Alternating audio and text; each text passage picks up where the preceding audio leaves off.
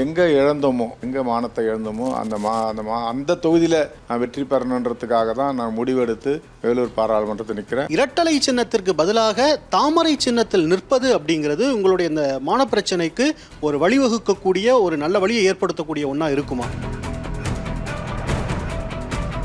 350லேருந்து 400 இடங்கள் அவர் வருவார்கள் வட மாவட்டங்களிலே, வட மாநிலங்களிலே. ஆனால் தமிழ்நாட்டிலிருந்து மலர்ந்து வேலூர் கோட்டையிலே நிச்சயமாக குறைந்தது 1,00,000 வாக்குகள் வித்தியாசத்திலாவது தாமரை இங்கு மலரும். ஆனால் ஏதோ ஒரு வகையில் அதிமுக விட்டு கொடுக்க மாட்டீங்களே சார், என்னது?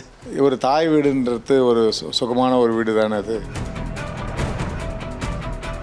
ஒரு ஏணி, ஒரு டார்ச் விளக்கு, ராந்தல் விளக்கும் இருந்தது. தலைவர்கிட்ட கால் போட்டு பேசுகிறோம். அவர் எது எளிதாக இருக்கும்னார். அந்த அரச மரத்தில் 2 இலையை பறித்து என்ன ரெட்டை இலை இருக்குன்னு, சின்ன என் கையில் இருக்குன்னு.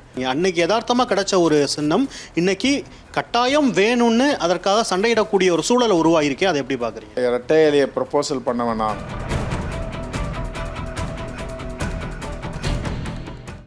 வணக்கம். நம்ம இப்போ வேலூர் தொகுதியில் இருக்கோம். வேலூரில் அனல் பறக்கக்கூடிய தீவிர பிரச்சாரம், மறுபுறம் வேலூருக்கே உண்டான கடுமையான வெயில், இந்த ரெண்டும் சேர்த்து வேலூர் களத்தை தீவிர அரசியல் வெப்பம் மிகுந்த ஒரு களமாக மாற்றிருக்கு. இந்த தொகுதியில் பாரதிய ஜனதா கட்சியின் சார்பாக போட்டியிடக்கூடிய புதிய நீதி கட்சியின் நிறுவனர் டாக்டர் ஏசி சண்முகம் அவர்களை சந்திக்க வந்திருக்கோம். வாங்க விருந்தினரை வரவேற்கலாம். வணக்கம் சார். வணக்கம் சிபி. நீங்கள் என்ன வரவேற்றிருக்கீங்க. இந்த வேலூரோட வெயிலேருந்து தற்காத்துக்கங்க அப்படின்னு சொல்லி தயிர் ரைஸ் கொடுத்துருக்கோம் உங்களுக்கு. ஆமாம், நம்ம சாப்பிட்டுட்டே பேசலாம். நிறையா கேள்விகள் உங்ககிட்ட கேட்க வேண்டியது இருக்குது. பன்னெடுங்காலமாக நீங்கள் அரசியலில் இருக்கக்கூடிய ஒரு நபர். வேலூர் தொகுதியில் ஏன் சார் தொடர்ந்து வேலூர் தொகுதியை குறி வச்சு அங்கவே நம்ம நிற்கணும் அப்படின்னு முடிவு பண்ணி கிளம்புறங்கிறீங்க?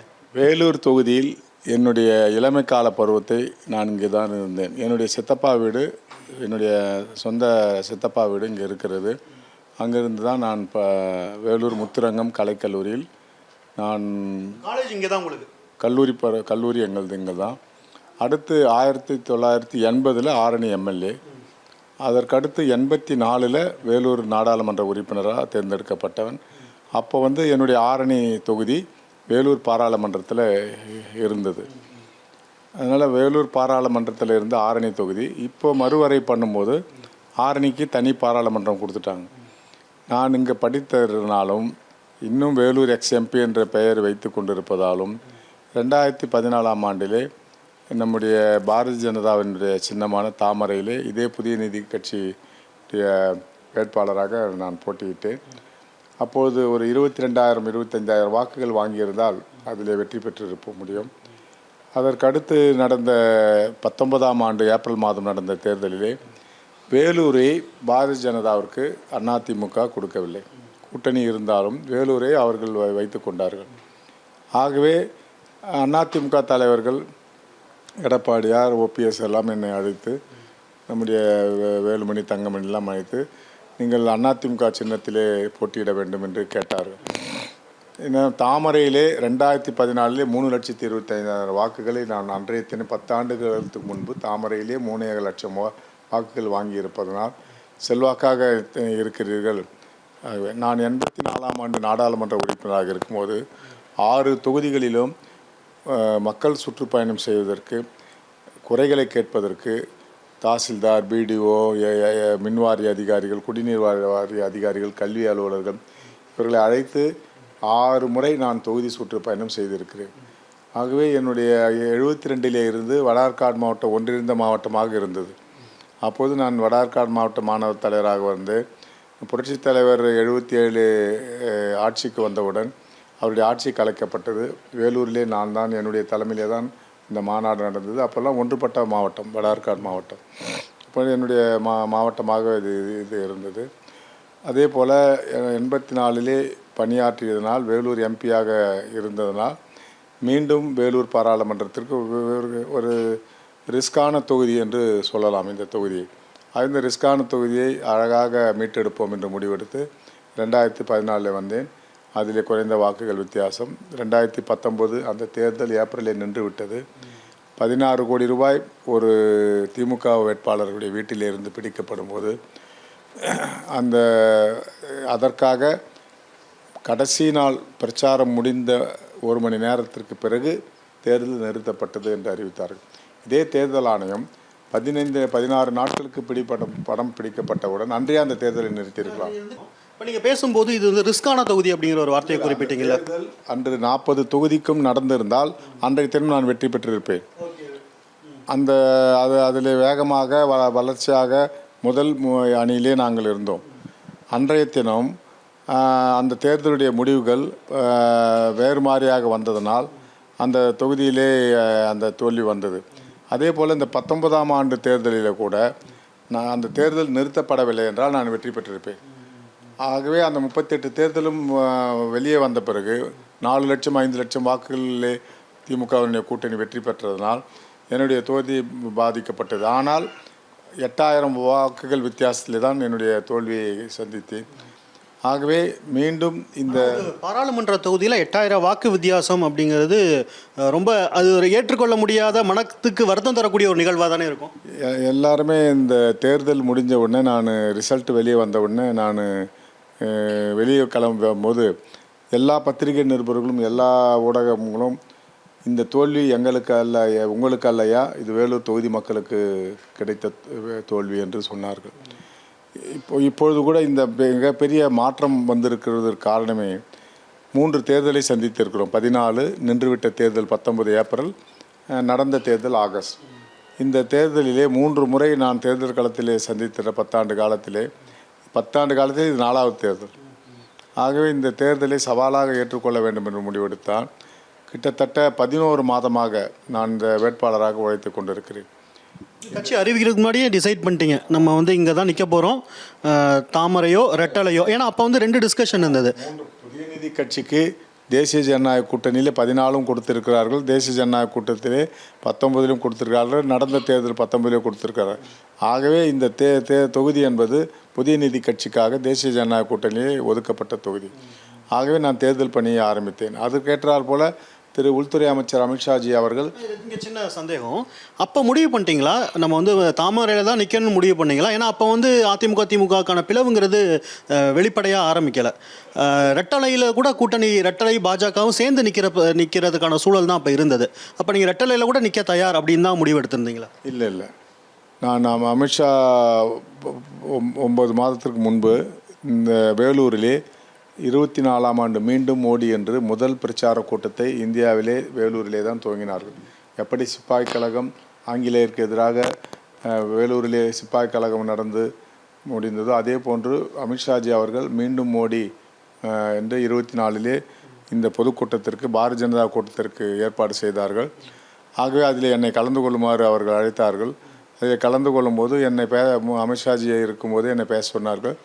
நான் அப்போது அறிவித்தேன், தேசிய ஜனநாயக கூட்டணியை வாஜ்பாய் காலத்திலே இருந்து கொண்டு வருகிறேன். ஆகவே இந்த முறை தாமரை சின்னத்திலே பாரதிய ஜனதா வேட்பாளராக போட்டியிடுவேன்.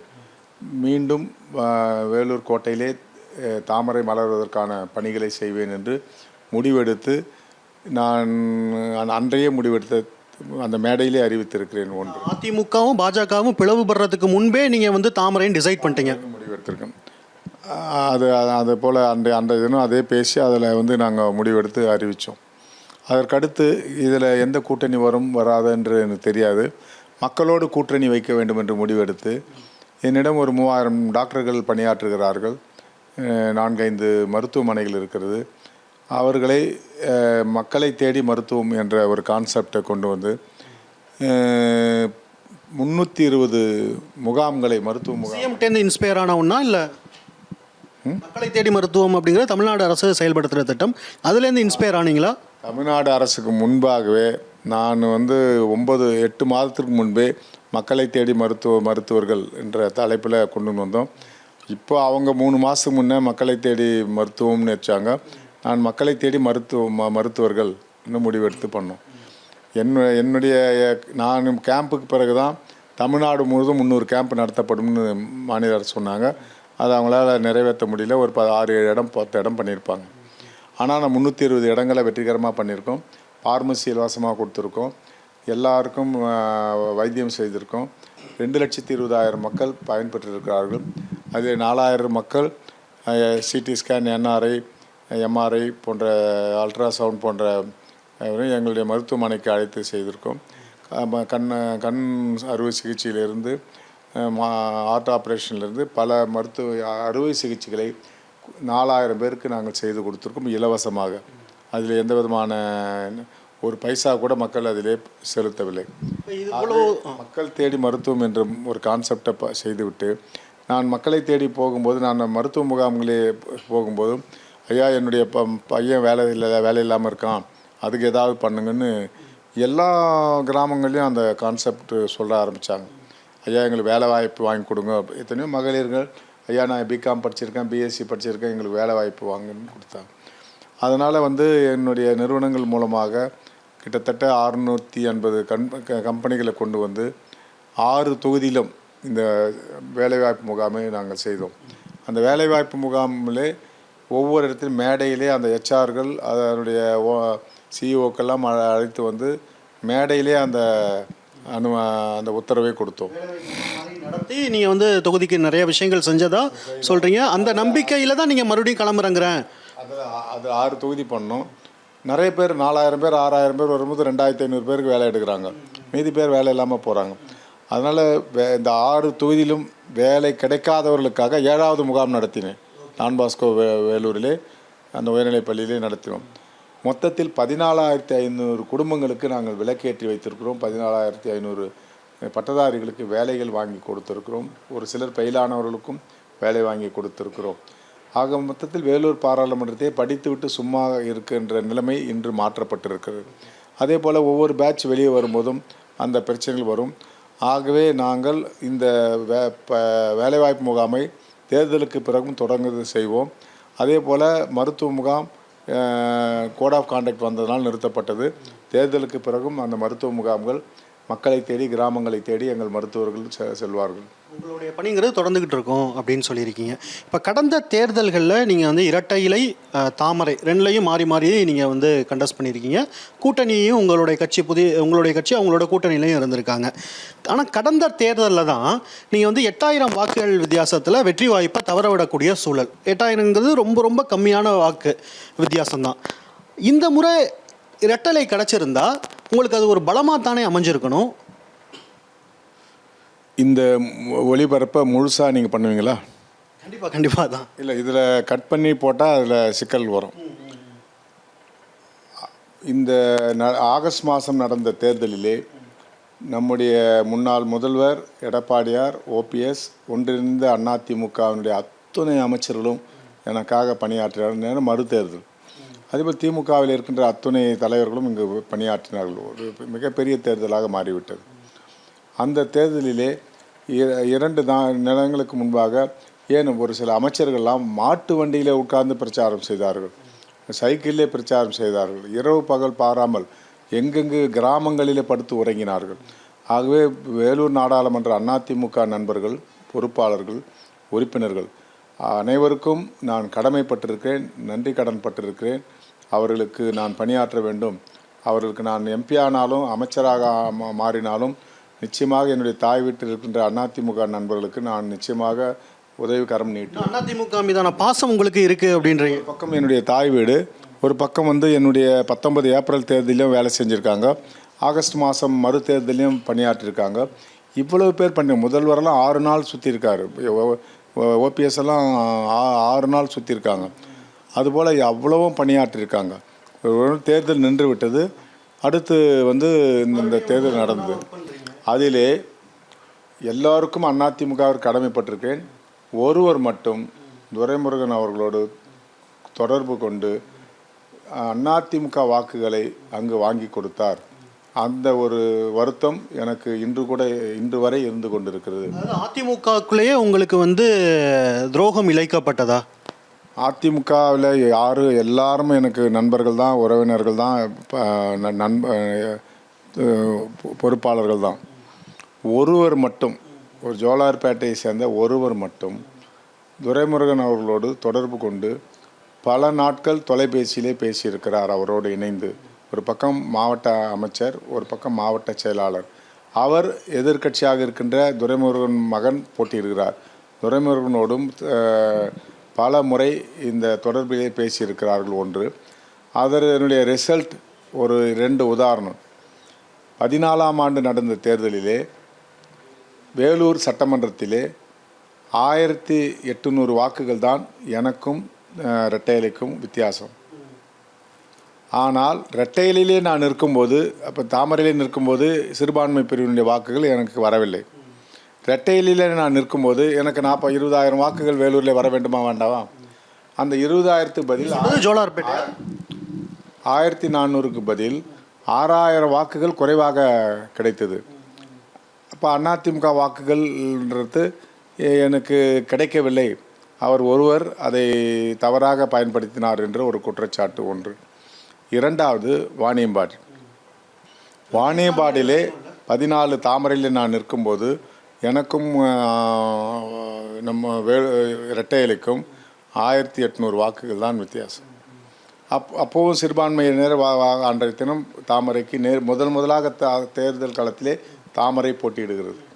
அப்போது 1800 வாக்குகள் குறைவு எனக்கு. ஆனால் அதிமுகவிலே என்னை நிற்க வைக்கும்போது 23,500 வாக்குகள் குறைவு ஒன்று.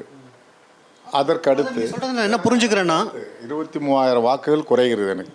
அப்போ அதிமுகவில் நான் போட்டியிடும்போது நான் தோல்வி வர்றதுக்கான காரணம் அதில் இல்லை. 1. 2, அதற்கடுத்த சட்டமன்ற தேர்தலில் அதே ரெட்டையிலே அதிமுக வெற்றி பெறுகிறது. அதில் 6000 வாக்குகள் அதிகமாக ஜெயிக்கிறது. அப்போ என்னுடைய 24,000த்தையும் மிஞ்சி 6000 வாக்குகளை பெற்று 30,000 வாக்குகள் வித்தியாசம் ரெட்டையிலே பெறுகிறது. எனக்கும் என்னுடைய தேர்தலுக்கும் பாராளுமன்ற தேர்தலுக்கும் 14லே 19 நடந்த தேர்தலுக்கும் 24,000 மைனஸ். அடுத்த சட்டமன்ற தேர்தலில் அதிமுக வெற்றி பெறுகிறார்கள் 6000 வாக்குகள் அதிகமாக பெற்று. நீங்கள் சொல்லக்கூடிய அந்த கணக்கை என்னால் புரிஞ்சுக்க முடியுது. அப்போ உங்களுக்கு வந்து ரெட்டையிலையில் நிற்கிறது அப்படிங்கிறது பலவீனம் தான். பலவீனம்னு எடுத்துக்கொள்ளக்கூடாது. ஒருத்தர் ஒரு மாவட்ட பொறுப்பாளராக, மாவட்ட தலைவராக, மாவட்ட செயலராக பணியாற்றும் போது அவர் தெரிந்தே இதை செய்தார் என்ற ஒரு குற்றச்சாட்டு இருக்கிறது. ஆகவே அதில் மீண்டும் நாம் அவரோடு இணைந்து பணியாற்றும் போது மீண்டும் அதே தவறை செய்துவிடக்கூடும் என்பதற்காகத்தான் நான் 1 வருடத்திற்கு முன்பே முடிவெடுத்து தாமரை சின்னத்திலே புதிய நீதி கட்சி போட்டியிடும் என்று அறிவித்தேன். ஆகவே அந்த ஒருவரால் மட்டும்தான் எனக்கு இந்த சரிவு, இந்த தோல்வி. மற்ற எல்லா கட்சிக்காரர்களும் நான் என்றென்றும் வணங்குகிறேன், கடமைப்பட்டிருக்கிறேன். இப்போ நீங்கள் வந்து அந்த என்ன பிரச்சனை நடந்துச்சு அப்படின்னு சொன்னீங்க. ஒருவேளை பாரதிய ஜனதாவும் அதிமுகவும் நேரடியாக கூட்டணி வச்சு நீங்கள் இப்போ இருப்பது போல் தாமரை சின்னத்திலே களம் கண்டாலும் அந்த பிரச்சனை மீண்டும் வராது அப்படின்னு சொல்ல முடியுமா? உங்களுக்கு அப்போ வந்து அந்த ஓட்டு கிடைக்கும் அப்படின்னு நீங்கள் நம்ப முடியுமா? இப்போ என்னுடைய தேர்தலில் இந்த பிரச்சனை நடந்தது. அதற்கடுத்து துரைமுருகன் அவர்கள் போட்டியிடுகிறார்கள் சட்டமன்றத்திற்கு. அதிமுக வேட்பாளராக ராமு போட்டியிடுகிறார். ஆனால் அந்த தேர்தல் ரிசல்ட் எப்போது வந்தது? ஒரு தேர்தல் மதியம் இரவு எல்லா இடத்திலும் ராமு தான் முதலிடத்திலே இருந்தார். அது கடைசியாக 12, 1 மணி 2 மணி வரை அதை இழுத்து சென்று ராமுவை பலியாடாக்கி துரைமுருகன் அவர்களை அதே ஜோலார்பேட்டைக்காரர் தான் அவருடைய தோல்வியை ஏற்படுத்தி துரைமுருகனுக்கு வெற்றியை தந்தார். என்னுடைய தேர்தலே துரைமுருகன் மகனுக்கு வெற்றியை தந்தார். ராமு அவருடைய தேர்தலில் ராமுவை பலியாட ஆக்கிவிட்டு துரைமுருகனுக்கு அந்த வெற்றியை தந்திருக்கிறார்கள். ஆகவே தான் அவர் ஒருவர் இந்த இயக்கத்திலே தலைமை தாங்கி இருக்கும்போது நாம் அதில் இருக்க வேண்டாம் என்று முடிவெடுத்து நான் பாரதிய ஜனதாவினுடைய சின்னமான தாமரையிலே போட்டியிடுவோம் என்று முடிவெடுத்தேன். சார், நீங்கள் கடந்த கால தோல்விகள், கடந்த கால பிரச்சனைகள் என்ன அப்படின்னு சொன்னீங்க. நீங்கள் எம்ஜிஆரோட பயணப்பட்டவர், பல முக்கியமான தலைவர்களோட பயணப்பட்டிருக்கீங்க. அதிமுகவில் ஒரு வலிமையான லீடர் இருந்திருந்தா உங்களுக்கு கிடைச்ச இது போன்ற சறுக்கல்கள்லாம் கிடைச்சிருக்காது அப்படின்னு நீங்கள் நினச்சி பார்த்தது உண்டா? தலைவர் காலத்தில் நான் சட்டமன்ற உறுப்பினராக இருந்தேன், எம்பியாக இருந்தேன். அடுத்து அவருக்கு ஈமச்சடங்கு 12 கிலோமீட்டர் நான் தான் எடுத்துகிட்டு போயிட்டு அந்த அவர் அடக்கம் பண்ண இடத்துல கொடுத்தவன் நான். அது என்னுடைய திருமணமே அவருடைய தலைமையில் நடந்திருக்கு. ஒன்றுபட்ட வடார்காடு மாவட்டம் அப்போது 21 தொகுதி இருந்தது. 21 தொகுதியிலும் ஆர்என் அரங்கநாதன் மாவட்ட செயலராக போட்டோம். நான் மாவட்ட மாணவர் அணி செயலராக இருந்தோம். அதற்கடுத்து அவர் மறைஞ்ச பிறகு நான் தான் 21 தொகுதிக்கும் பணியாற்றியிருந்தேன். அதனால் வந்து என்னுடைய தாய் கழகமாக தான் அதிமுக நான் எப்போவுமே நினைக்கிறவன். ஏன்னா நான் பச்சை குத்தி கொண்ட அதிமுக தொண்டன். தலைவர் மீதும் புரட்சி தலைவர் எம்ஜிஆர் மூலமாகவும் புரட்சி தலைவர் அம்மாவும் ஏன் இன்னும் இருக்கு 52 வருஷம் ஆகுது. அதனால் நான் பச்சை குத்தின ஒரு அதிமுக தலைவருக்கு அம்மா அவர்களும் 2 நிகழ்ச்சிகளில் என்னை பற்றி நிறைய பேசியிருக்காங்க. ஆரணி தொகுதியில் நான் எம்எல்ஏ இருக்கும்போது கொள்கை பரப்பு செயலராக வந்திருக்காங்க. நான் வீரவாளை கொடுத்தேன். நான் மீண்டும் இங்கே குடியாத்தத்தில் அவருக்கு தடை வந்தது. அந்த தடையை உடச்சி அந்த புரட்சி தலைவர் அவர்களை பேச வச்சோம். அதில் வந்து என்னை பற்றி நிறைய புகழ்ந்து பேசியிருக்காங்க. அதுபோல் 2 தலைவர்கிட்டையும் நான் நல்லா இருந்தவன். ஆனால் வந்து 24 ஆண்டுகளுக்கு முன்பு 1999 அனைத்து முதலியார்கள் வேளாளர்கள் ஒன்று சேர்ந்து புதிய நீதி கட்சியை உருவாக்கி அதை என்னை தலைமை ஏற்க நடத்தி சொன்னார்கள். ஆகவே இந்த 24 ஆண்டு காலத்திலும் நான் புதிய நீதி கட்சி தலைவராக பயணித்து கொண்டிருக்கிறேன். ஆகவே அது நான் ஒரு கட்சியின் தலைவராக இருக்கும்போது நான் அதை பற்றியெல்லாம் எதிர்பார்க்கவில்லை. நீங்கள் ஒரு புது கட்சி நீங்கள் தனி கட்சி நடத்துறதால இன்னொரு கட்சியின் தலைமையை பற்றி விமர்சிக்க முடியாது அப்படின்னு சொல்லியிருக்கீங்க. வேலூரில் 2 முறை தோல்வி அடைந்தும் ஏன் மறுபடியும் வேலூருக்கு வர்றீங்க? என்னுடைய ஆரணியே பாராளுமன்ற தொகுதியாக மாறியிருக்கிறது. அத்துணை கட்சி தலைவர்களும் கட்சி வேறுபாடு இல்லாமல் ஏன் வேலூரிலே நிற்கிறீர்கள், சிரமப்படுகிறீர்கள், ஆரணிக்கு வாங்க, அதனால் வந்து அங்கே வெற்றி அடையலாம், எளிதாக வெற்றி அடையலாம், இவ்வளவு சிரமம் கூட தேவை இருக்காதுன்னு எல்லா கட்சி தலைவரும், குறிப்பாக என்னை பொறுத்த வரைக்கும் நான் ஆரணியில் என்னுடைய கல்லூரிகள் நிகழ்ச்சியில் இடது பக்கம் அதிமுக பொறுப்பாளர்கள் இருப்பாங்க, வலது பக்கம் திமுக பொறுப்பாளர் இருப்பாங்க. நான் அனைவரோடும் நல்லா மதிக்கக்கூடிய, எல்லாரையும் நான் அரவணைக்கக்கூடிய ஒரு பொதுவான ஒரு பர்சனாக நான் தலைவராகவும் இருந்திருக்கேன். கல்லூரி சேர்மனாகவும் என்னுடைய குரூப் காலேஜுக்கு இருந்திருக்கேன். என்னுடைய காலத்தில் திமுக அதிமுக எல்லாம் நான் ஒன்றா ஒரே மேடையில் உட்கார வைப்பேன். அதுவே அதிசயம்னு சொல்லுவாங்க. அதுபோல் எல்லாருமே என்கிட்ட சொன்னாங்க, இந்த முறை வாங்க, ஒரு ஆரணி எம்எல்ஏ தொகுதி உனக்கு 50,000 ஓட்டு லீடிங் கிடைக்கும், அதனால் அங்கே நிற்க சொன்னாங்க. எனக்கு ஒரு மான பிரச்சனையாக நான் இதை எடுத்துக்கினேன். அதாவது ஒரு கட்சியினுடைய தலைவர் 2 முறை இங்கே தோத்துட்டு ஆரணியில் போய் நின்னா அங்கே வந்து வெற்றி அடைய முடியல, பயந்து இங்கே வந்துட்டாருன்ற ஒரு பெயர் வரும். அதனால் எங்கே இழந்தோமோ மரியாதையை, எங்கே மானத்தை இழந்தோமோ அந்த தொகுதியில் நான் வெற்றி பெறணுன்றதுக்காக தான் நான் முடிவெடுத்து வேலூர் பாராளுமன்றத்தை நிற்கிறேன். அதற்கான மக்களுடைய அனுதாபமும் எனக்கு இருக்குது. மக்களுக்கு சேவை செய்கின்ற நம்பிக்கை இருக்குது. 6 தொகுதிகளுக்கும் இலவச திருமண மண்டபம் கட்டி கொடுப்பேன் என்று அறிவித்திருக்கிறேன். ஒரு 12 கோடி ரூபாய் மதிப்புள்ள ஒரு வேலூர் மாநகராட்சியில் இருக்கின்ற இடத்திற்கு மத்திய பிரதேசனுடைய முன்னாள் முதல்வர் சௌகான் அவர்கள் வைத்து அடிக்கல் நாட்டு விழா செய்திருக்கிறேன். 6 தொகுதிகளுக்கும் ஏன் 19ஆம் ஆண்டு 6 தொகுதிகளுக்கும் 600 சீட்டுகள் இலவசம் என்று சொன்னேன், பொறியியல் கல்லூரி உட்பட. அதே போல் 600 சீட்டு ஏப்ரல் மாதத்திலே கொடுத்தேன். ஆகஸ்ட் மாதம் நடந்த தேர்தலில் வேலை இடம் கிடைக்காதவர்களுக்கும் 600 பேர் கொடுத்தேன். அந்த 1200 பேர் இலவசமாக என்னிடம் படித்திருக்கிறார்கள். அது இல்லாமல் என்னுடைய குரூப் கல்லூரியிலே 2000 மாணவர்கள் நாங்கள் இலவசமாக படிக்க வைக்கிறோம். ஒரு செய்யக்கூடிய பணி சாதனைங்கிறது நிறையா இருக்கு. ஏன் இப்போ இந்த 2 பேட்ச் முடித்தவங்க கூட அந்த வந்து நாங்கள் ஐயா உங்கள் கல்லூரிகளில் இலவசமாக படித்தோம், நாங்கள்லாம் வேலை செய்கிறோன்னு சொல்கிற போது அதோடைய மனநிறைவு எனக்கு கிடைக்குது. அடுத்து எந்த ஏர்போர்ட்டில் போனாலும் நான் ஆஃப் கன்செஷன் கொடுத்து படிக்க வைக்கிறேன். ஏன் நம்ம திரைப்பட இவ்வளோ பட்டியலிடுறீங்களா, இவ்வளோ விஷயங்கள் நான் வேலூருக்கு செஞ்சுருக்கேன். இன்னொரு முக்கியமான தகவல் சொல்கிறேன். நான் என்னுடைய பாராளுமன்றத்திற்கு மட்டும் நான் செய்யவில்லை. சென்னையில் வெங்கட்நாராயண கோயிலில் புது நிலம் வாங்குறாங்க, 1 கோடி ரூபாய் என்னுடைய குடும்பத்தின் சார்பாக கொடுத்துருக்கேன். அதற்கடுத்து செம்மஞ்சேரியிலேயும் ஒட்டியம் துறைப்பாக்கத்திலேயும் 2 பள்ளி கட்டிடங்களை கட்டி கொடுத்து ஏசி சண்முகம் இலவச கட்டிடம் என்று திறந்து வைத்திருக்கிறோம். சென்ற மாதம் ஸ்ரீபெரும்புத்தூரிலே பெண்கள் மேல்நிலைப் பள்ளிக்கு நானே திறந்து வைத்திருக்கிறேன் 7 வகுப்பறைகள் இலவசமாக.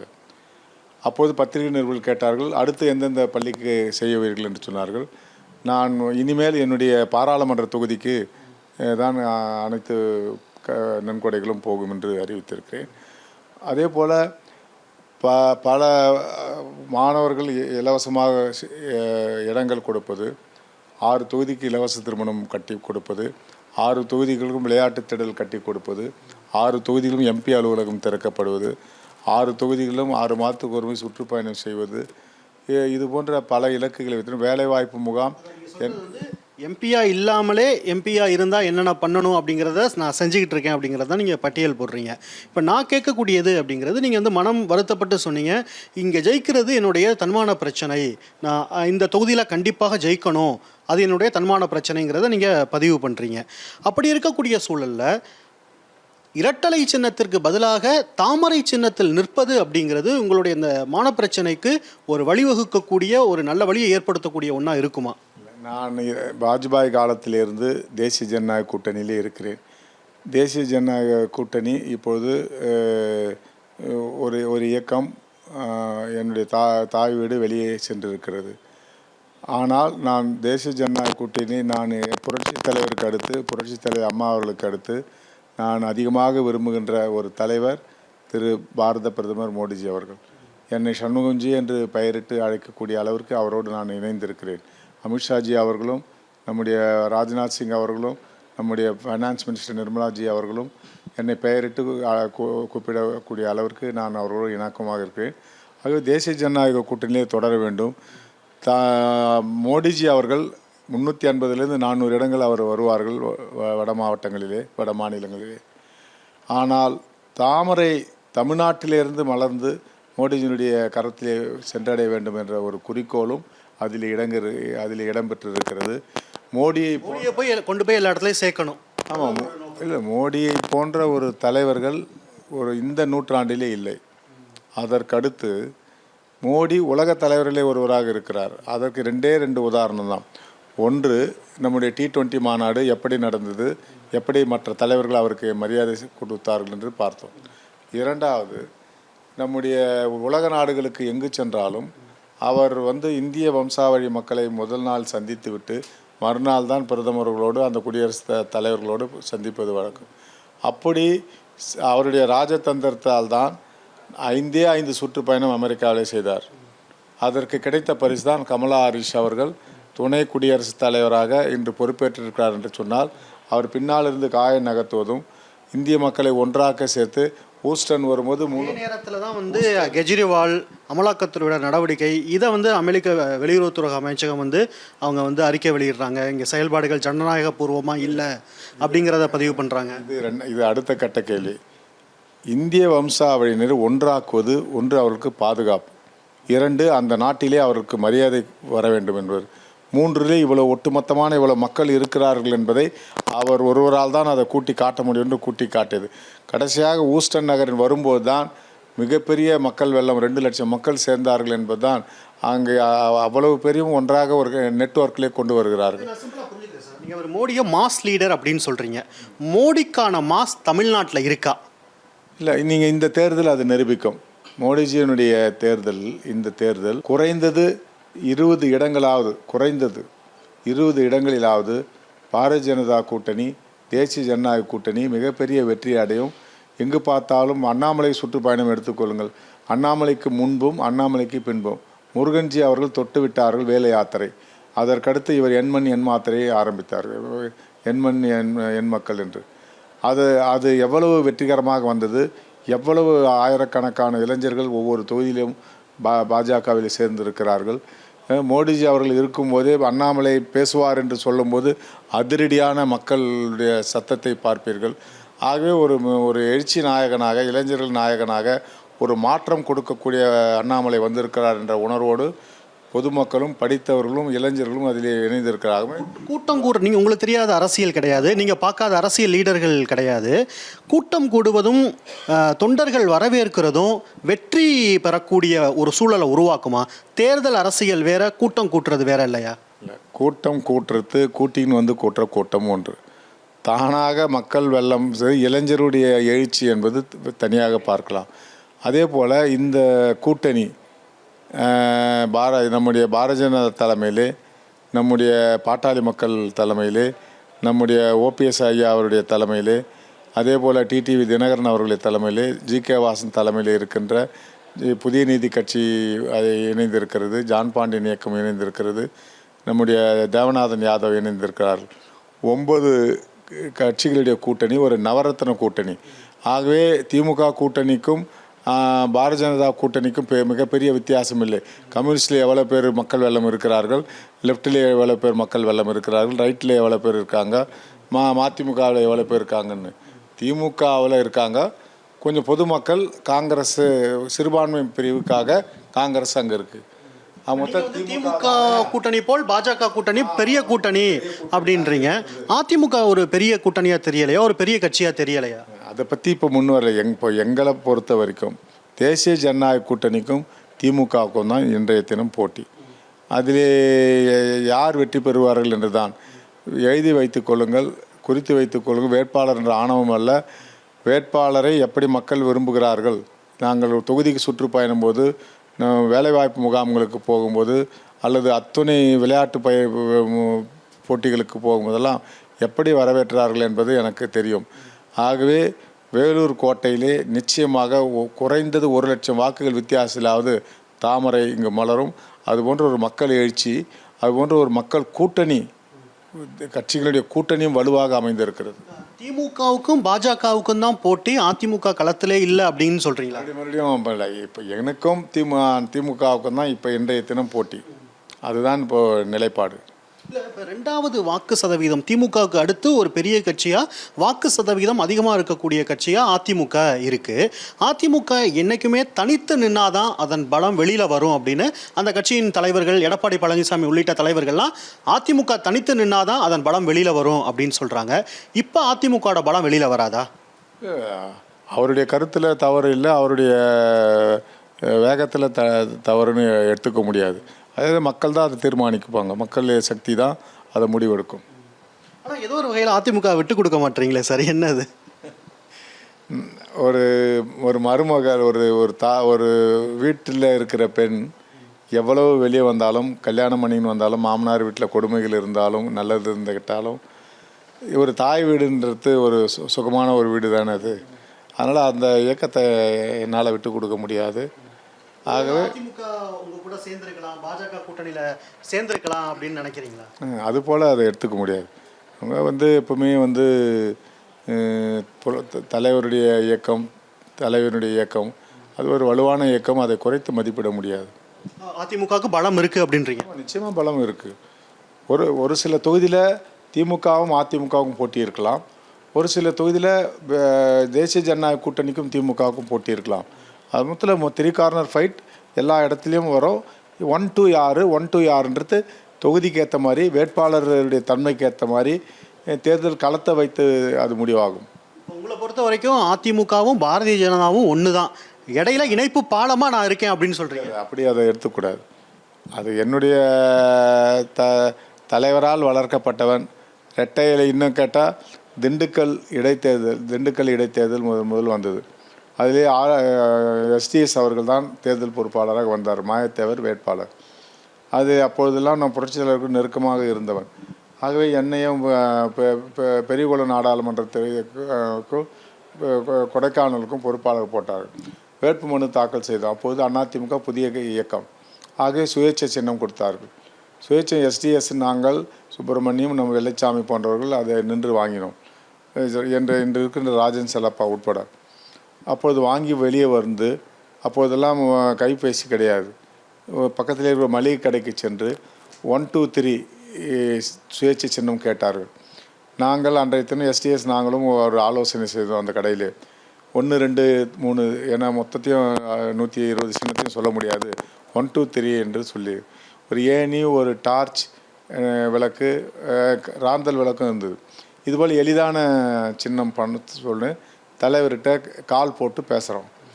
பேசும்போது அவர் எது எளிதாக இருக்கும்னார். நான் அந்த நேரத்தில் எஸ்டிஎஸ் கிட்ட என்ன சின்ன நீங்கள் திங்க் பண்ணி எனக்கு சொல்லுங்கன்னார். 1, 2, 3 சொல்லுங்கன்னார். அப்போ 1, 2ன்னு சொன்னாங்க. நான் அது அரச மரம், அந்த அரச மரத்தில் 2 இலையை பறித்து, அண்ணா ரெட்டை இலை இருக்குண்ணே, சின்ன என் கையில் இருக்குண்ணேன்னு. சின்ன என் கையிலையான்னாரு. ஆமாண்ணா இதை பாருங்கண்ணா என்ன. ஆமாம் எளிதாக இருக்குமே, கம்முன்னு அங்கங்கே சின்னமே தேவையில்ல, கையில் பறித்து காட்டலாம்னு. அப்போ வந்து எஸ்டிஎஸ் ரெட்டையில் எளிதாக இருக்குன்னு சண்முகம் சுப்பிரமணியெல்லாம் சொல்கிறாங்கன்னார். வாங்கிக்கிங்கன்னு சொன்னார். ரெட்டை இலையை ப்ரப்போசல் பண்ண வேணாம் இந்த கட்சிக்கு. அந்த கட்சி யதார்த்தமாக கிடைச்ச ஒன்று. ஆமாம், யதார்த்தமாக இல்லை. நான் அந்த நேரத்தில் சேர்ந்து அரச மரம் நல்ல 2 இலை அந்த காம்பை பிரித்து அண்ணன் சின்ன என்கிட்ட இருக்குண்ணேன்னு காட்டேன். இது எளிதுண்ணே, ஈஸிண்ணே, கோடு போகிறதும் ஈஸி. அதனால் எப்படி சூரியன் அழகாக அண்ணா அவர்கள் கண்டுபிடிச்சி ஒரு கோடு மேலே ஒரு வட்டம் அதுக்கு மேலே 4 இது எளிதாக பையன் கூட எழுதிடுவான். அதுபோல் ரெட்டை இலை சின்னம் அமைஞ்சது. அதை வந்து அதிர்ஷ்டவசமாக அதை என்னுடைய கையால் பறித்து நான் எஸ்டிஎஸ் காமிச்சேன். எஸ்டிஎஸ் அதை சொன்னார், புரட்சித் தலைவர் அது பண்ணார். அதுபோல் அந்த சின்னத்தை அடையாளம் காட்டணும்ல நான் ஒரு ஆள். அதனால் அந்த இயக்கத்தை என்னால் விட்டு கொடுக்க முடியாதுல்ல. ரெட்டலை எப்படி கிடச்சிச்சுங்கிற ஒரு சுவாரஸ்யமான வரலாற்று நிகழ்வையும் எங்களுக்கு சொன்னீங்க. அதே ரெட்டலைக்கு இன்றைக்கி நடக்கக்கூடிய பிரச்சனைங்கிறது நாடறிந்த ஒன்று. இன்றைக்கி ரெட்டலை வேணும் அப்படின்னு கேட்கக்கூடிய இடத்துல 2 தலைவர்களும் இருக்காங்க. இதை எப்படி பார்க்குறீங்க? அன்னைக்கு யதார்த்தமாக கிடைச்ச ஒரு சின்னம் இன்றைக்கி கட்டாயம் வேணும்னு அதற்காக சண்டையிடக்கூடிய ஒரு சூழலை உருவாகிருக்கே, அதை எப்படி பார்க்குறீங்க? வழக்கு மன்றத்தில் இருக்குது, இதில் இருக்குது. அதெல்லாம் வந்து பின்னால் தான் முடிவு பண்ண முடியும். தேர்தலுக்கு பிறகு தான் என்னுடைய கருத்துக்களையும் சொல்ல முடியும். இப்போ நீங்கள் உங்கள் பாஜகவில் நீங்கள் வந்து களம் காண்றீங்க, தாமரை சின்னத்தில் போட்டிடுறீங்க. அதிமுகவில் இருக்கக்கூடிய பல மூத்த தலைவர்கள் பாரதிய ஜனதாவையும் இந்த தேர்தல் களத்தில் விமர்சிக்கிறத பார்க்க முடிகிறது. பாரதிய ஜனதாவில் நிறைய குற்றப்பின்னணி உள்ளவங்க சேர்ந்துருக்காங்க, ரவுடிகள் சேர்ந்துருக்காங்க அப்படின்னு அதிமுக தலைவர்களே விமர்சிக்கிறாங்க. நீங்கள் ஒரு கல்வியாளர், எப்படி பார்க்குறீங்க இதை? எல்லா கட்சியிலும் இது போன்ற ஆட்கள் இருப்பாங்க. தனக்கு பாதுகாப்பு வேணும்னு எல்லா கட்சியிலையும் சேரலாம். அதை பகுத்தறிஞ்சு அவனுடைய பேக்ரவுண்டு எடுத்து பார்த்து பண்ணுறது இல்லை. அப்படின்னா திராவிட முன்னேற்ற கழகத்தில் ஒரு அயல்நாட்டு தூதராக ஒருத்தரை போட்டோமே, அது என்ன நோக்கத்தில் போட்டாங்க? அவர் விஐபி, அவர் கட்சி வளரும்னு போடுறாங்க. அதனால் வந்து அதை வந்து தடுக்க முடியாத அளவுக்கு அவர் தன்னை வளர்த்துக்கினார். டிஜிபியாவோட ஃபோட்டோ எடுக்கிறாரு, இது எடுக்கிறாரு, தலைவராக சிஎம்மாவோட ஃபோட்டோ எடுக்கிறாரு. அப்படிப்பட்ட ஒரு நபரை கட்சி நீக்குது இல்லை? அப்படியான ஒன்று வந்து இங்கே நடக்கலையே. எப்போ நீக்குது? பல தவறு செய்த பிறகு, பல்லாயிரக்கணக்கான கோடிகள் கடத்தப்பட்ட பிறகு, தமிழகத்தில் இருக்கின்ற பல இளைஞருடைய வாழ்க்கையை அழித்த பிறகு தான் அந்த முடிவு எடுக்கிறாங்க. அப்படிப்பட்ட ஒரு நடவடிக்கை அப்படிங்கிறது கட்சியில் இருக்குது. ஆனால் பிஜேபியோட ஒரு 1-2 பேரை நீக்கியிருக்காங்கல்ல. அதனால் எல்லா இயக்கத்துலேயும் அது நடக்கிற ஒன்று தான். உங்களுக்கு கம்ஃபர்ட் அப்படிங்கிறது எது? ரெட்டலையா தாமரையா? மறுபடியும் நான் இப்போ எதுக்கு ரெட்டலைன்னு கேட்குறீங்கன்னா, நீங்கள் கையில் பச்சை குத்துன ஒரு எம்ஜிஆர் விசுவாசி இல்லை, அதனால கேட்குறேன். கம்ஃபர்ட்டுன்னு ஒன்று இருக்குல்ல? இல்லை, கம்ஃபர்ட்டுன்றது இன்றைய மோடி தான். மோடிஜி அவர்கள் தான் உலக தலைவராக இருக்கார். ஒன்று, இந்தியாவினுடைய பொருளாதாரத்தை 13வது இடத்துலேருந்து 5வது இடத்துக்கு கொண்டு வந்திருக்கார். இன்னும் 2 வருஷம் ஆனால் 3வது இடத்துக்கு கொண்டு போகிறார். ஒரு AK-47 கூட பிரிட்டன்லேருந்தும் பிரான்ஸ்லேருந்தும் வாங்கி வந்த இந்தியா. ஆனால் இன்றைய மோடிஜியினுடைய ஆட்சியில் 63 நாடுகளுக்கு நம்முடைய இராணுவ தளவாடங்களை இந்தியாவில் தயாரிக்கப்பட்ட வாங்கி வைக்கல, ட்ரேட் பண்ணல. இந்தியாவில் தயாரிக்கப்பட்ட இராணுவ தளவாடங்களை 63 நாடுகளுக்கு நாம் ஏற்றுமதி செய்து கொண்டு இருக்கிறோம், பிரம்மோஸ் ஏவுகணை உட்பட. அதுபோன்று இந்த நாட்டை வளர்த்து இருக்கிறார்கள். அதே போல் டைம்ஸ் என்ன எழுதினார்கள், உலக நாடுகள் என்ன எழுதியது? ஆஸ்திரேலியா பிரதமர் என்ன சொன்னார்? இந்தியா அதிகமான மக்கள் தொகை கொண்ட நாடு, இந்த கொரோனா காலத்திலே நிறைய பேர் மடிந்து விடுவார்கள் என்றெல்லாம் பத்திரிகைகள், ஊடகங்கள் எழுதின. ஆனால் இந்தியாவிலே தயாரிக்கப்பட்ட ஒரு கோவிஷீல்டை வைத்து இந்திய மக்களை இலவசமாக கொடுத்தாரு. 1000-2000 கொடுத்தாரு. இலவசமாக 135 கோடி மக்களுக்கும் இலவசமாக 2 ஊசி கொடுத்துருக்கார். அடுத்து 3வது தடுப்பு ஊசி கொடுத்துருக்கார். ஆகவே ஒரு பைசா இல்லாமல் இந்திய மக்களை காப்பாற்றிய ஒரு காவல் தெய்வம். அதே போல் எப்போதும் ஒரு நோய், ஒரு பிரச்சனை, நான் புரிஞ்சுக்கிறேன், ஒரு கருத்து சொல்கிறேன். எப்பொழுதுமே ஒரு உலகத்தில் ஒரு பிரச்சனைகள் வரும்போது, உகாண்டாவில் அதில் இது போல் மக்கள் மடிவாங்கன்ற நிலைமையில் வரும்போது, ஒன்று அமெரிக்கா வரும் அல்லது ரஷ்யா வரும். அமெரிக்கா சார்ந்த நாடாக இருந்தால் அமெரிக்கா வந்துடும், ரஷ்யா சார்ந்த நாடாக இருந்தால் ரஷ்யா வரும் காப்பாற்ற. இன்று உலகத்திலே 65 நாடுகளுக்கு நம்முடைய கோவிஷீல்டை கொடுத்து உலக மக்களை காப்பாற்றவர் நம்முடைய மோடி அவர்கள். அமெரிக்கா உலகம் பூரா கொடுக்கல, சீனா உடம்பு பூரா, ரஷ்யா உடம்பு பூரா கொடுக்கல. அவங்க நாட்டை அவங்க காப்பாற்றுக்கிறாங்க. உலக நாடுகளுக்கு 65 நாடுகளுக்கு நம்முடைய ஊசியை கொடுத்து காப்பாற்றினார்னா அவர் உலக ரட்சகர். மொத்தத்தில் கழிப்பறை ஒரு பெண்கள் கிராமத்திலே ஒண்டி கழிப்பறை போவது என்ற இலக்கை மாற்ற வேண்டும் என்று 80,000 ரூபாய்க்கு ஒவ்வொரு வீட்டிலே கழிப்பிடம் யார் கட்டினாலும் 80,000 ரூபாய் கொடுக்கிறார். அதிமுக திமுக 2 இயக்கங்களும் கிராமப்புற சுகாதார கட்டமைப்பு, கழிப்பறை போன்ற விஷயங்களை தமிழ்நாட்டில் எத்தனை வருடங்களுக்கு முன்பு சாதித்து காட்டிய அமைப்பு இல்லை சார். நம்ம கம்பேரிட்டிவ் நார்த் நம்ம வளர்ந்துருக்கோம், செல்வாக்காக இருக்கும், வசதியாக இருக்கும், கட்டமைப்பில் வசதியாக இருக்கும். ஆனால் நான் சொல்கிறது இந்தியா முழுவதும் இருக்கின்ற இன்னும் அப்போவும் கிராமங்களில் இன்னும் கழிப்பிடம் இல்லாமல் 6 மணிக்கு மேலே பெண்கள் போகிறாங்கல்ல, ஆண்கள் போகிறாங்களா இல்லையா? அதை மாற்றி அமைக்க வேண்டும் என்ற எண்ணத்திலே கழிப்பிடம் முதல் 3,80,000 ரூபாய் வீடு குடிசையை மாற்றி வீடு தட்ட வீடு காங்கிரீட் வீடு வேண்டும் என்ற அளவிற்கு அத்துணை துறைகளிலேயும் மோடியினுடைய அரசு உள்பார்த்து பணியாற்றுகின்ற ஒரு மாபெரும் அரசாக இன்று விளங்கி கொண்டு இருக்கிறது. நிறைவு பகுதி சார், இதை உங்ககிட்ட தான் கேட்கணும். ஏன்னா நீங்கள் நாடாளுமன்ற உறுப்பினராகவும் இருந்திருக்கீங்க. பன்னெடுங்காலமாக தமிழ்நாட்டோட அரசியல் பிரச்சனையும் உங்களுக்கு நல்லா தெரியும். கச்சத்தீவு விஷயம் தான் இப்போ ஹாட் டாப்பிக்காக போயிட்டுருக்கு. தேர்தல் நேரத்தில் இப்படியான ஒரு பிரச்சனையை எதுக்கு பாரதிய ஜனதா முன்னெடுக்கணும்? கச்சத்தீவை பற்றி எத்தனையோ விவாதங்கள், ஆக்கப்பூர்வமான விவாதங்கள் பாராளுமன்றத்தில் நடந்திருக்கு. நீங்களும் அதை பார்த்துருக்கீங்க. திமுக அதிமுகங்கிற 2 மாநில கட்சிகளும் அதில் அவங்களுக்கான பங்களிப்பு அதில் செஞ்சுருக்காங்க. என்ன பிரச்சனை? அதோட ரியாலிட்டி என்ன? உண்மைத்தன்மை என்ன? இந்திய நாட்டை மோடிஜியை வளர்த்து கொண்டு இருக்கிறார். பொருளாதாரத்திலே நான் ரஷ்யா சுற்றுப்பயணம் செய்திருக்கிறேன். எனக்கு அங்கே PhD ஆனரரி டாக்டர் கொடுத்தார்கள், ஃபெடரல் கவர்மெண்ட்டு புதின் அரசோட ஒப்புதலோடு. மாஸ்கோ சென்றிருக்கிறேன், குர்ஸ்க் ஸ்டேட் சென்றிருக்கிறேன், 2-3 பீட்டர்பர்க் போன்ற சென்றிருக்கிறேன். நம்முடைய கட்டமைப்பு ரஷ்யாவிலே இல்லை. ரஷ்யா அணு உற்பத்தியிலே அதிகமாக வலுவாக இருக்கிறார்கள், அணு ஆயுதத்திலே வலுவாக இருக்கிறார்கள், அணுமின் நிலையத்திலே வலுவாக இருக்கிறார்கள். கட்டமைப்பிலே இந்தியா உயர்ந்து நிற்கிறது, 10 மடங்கு உயர்ந்து இருக்கிறது. ஒரு நம்பர் 1 ட்ரெயின் என்று சொல்லுகின்ற ஃபஸ்ட் கிளாஸ் ட்ரெயினில் கூட ஒரு புஷ்பேக் சீட் இல்லை. அதே போல் எஸ்கலேட்டர்களோ இதுவோ பெரிய வசதிகளோ இதுவோ இல்லை. அதே போல் 4 கரங்கள் தான் இருக்கிறது தவிர அங்கு மிகப்பெரிய வளர்ச்சியான நாடு என்று கட்டமைப்பை வைத்து IT துறையை வைத்து சொல்ல முடியாது. 3-4 துறையிலே முன்னோடியாக இருக்கலாம். ஆனால் அதை 10 ஆண்டு காலத்திலே உயர்த்தி காட்டியிருக்கிறார் நம்முடைய பாரத பிரதமர். ஆகவே அவரை சாடும்போது, இந்தியாவை அவர் குலைக்கிறார் என்று சொல்லும்போது அப்போது அந்த பிரச்சனை வருகிறது. யாருடைய காலத்திலே இந்த கச்சத்தீவு இன்னும் ஒன்றை மத்திய அரசு சொல்லவில்லை. கச்சத்தீவு ஒரு போர்ட் இலங்கையில் யார் கொடுத்திருக்கிறார்கள்? சைனாவிடம் கொடுத்திருக்கிறார்கள். போர்ட் கட்டுகின்ற உரிமை, பராமரிக்கின்ற உரிமை சைனாவிடம் சென்றிருக்கிறது.